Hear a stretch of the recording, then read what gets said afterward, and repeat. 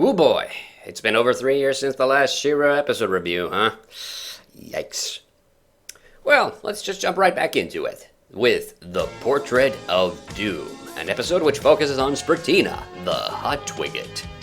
The Twiggets were these weird forest people who appear randomly in a lot of She-Ra episodes, as do most She-Ra allies actually, but they did have their own highlight episode as well, so maybe I should take a look at that one. And oh yeah, Madame Raz is a Twigget, by the way. She just inexplicably dresses up like Orko. Anyway, this episode is special because it kind of reminds me of He-Man a bit, but also has a lot of weird highlights, and it's also a pretty solid one-off story. So, the episode has a festival coming up, and everyone has a talent they want to show off there.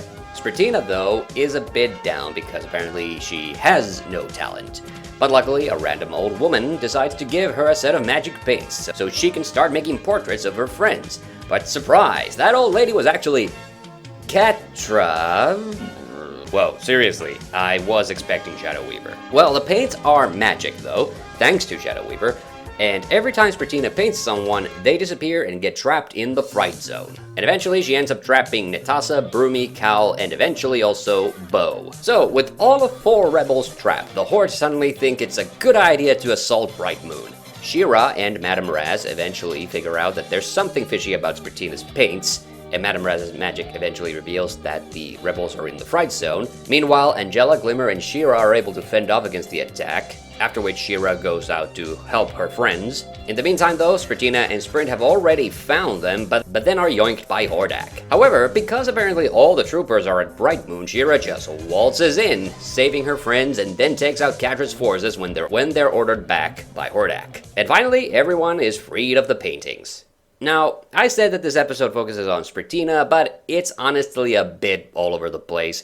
She doesn't end up being that instrumental to saving the rebels either. I mean, the other characters give her some words of encouragement and a hug at the end, but I'm a bit surprised there wasn't more done about Sprittina being all down on herself. Also, silly Sprittina, you don't have to be good at anything, you're hot! Now, as mentioned, this episode has a lot of weird highlights, and one consistently odd thing in this episode is how the episode writer tried to hammer home that Catra is just utterly incompetent. I mean, she's being scolded by Hordak at the start, and she seemingly takes all the troopers to Bright Moon, though I don't really get this part. I mean, it's not like any of Hordak's other henchmen are any more competent, with the possible exception of Weaver. Speaking of which, that part where the old lady is revealed to be Catra is super weird too, since disguising her appearance is definitely a Shadow Weaver / Evil Lyn thing. I mean, I guess Catra just got a weird one-off superpower for this episode, which is transforming into something else besides a purple pussy. Speaking of spontaneous superpowers, Glimmer can fucking fly.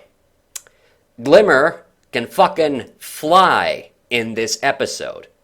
That pisses me off more than it probably should. If you don't understand why it pisses me off, please refer to my Micah of Bright Moon review. And just to add another random power to the mix, She-Ra just randomly develops telepathy when the rebels are looking for their lost friends, which is what tips them off that there's something odd about Sprittina's paintings. Now, there are other interesting production tidbits, especially how this episode uses a lot, and I do mean a lot, of rearranged He-Man music. I mean, you would typically hear a reused He-Man piece once in a She-Ra episode anyway, but the entire middle section and the Bright Moon battle sequence is just filled to the gills with it. They even reused the frickin' Snake Mountain theme when Sprittina and Sprint are at the Fright Zone.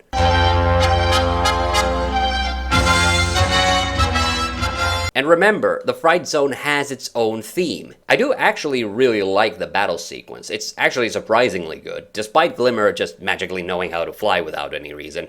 By comparison, I think She-Ra's final fight with Catra's troops is a bit anticlimactic, though I love that Catra apparently turns into Dick Dastardly at the end.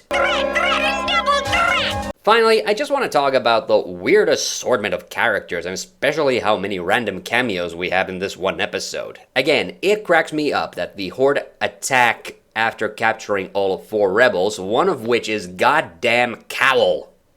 But then we also have Natasha just randomly hanging out, and of course she doesn't actually get to do anything. She's just tossed onto the pile because toy sales, I guess. But then we also have Entrapta just co-piloting with Catra for no reason. I mean, she doesn't even get any lines of dialogue in this episode. And at the end, we also have Fritz just randomly hanging out too. And something that's more funny to me than it probably should be is the pre-commercial break cliffhanger of Sprittina about to paint Adora and Spirit. Now to emphasize, I like this episode because of the fun one-off story and the production highlights, and there's enough action and silliness to keep you entertained. I think the only part of the episode that maybe falls a bit flat is the finale, but everything up to that point is pretty solid. And that's the review. Until next time, I have the power, so can you. We have the power.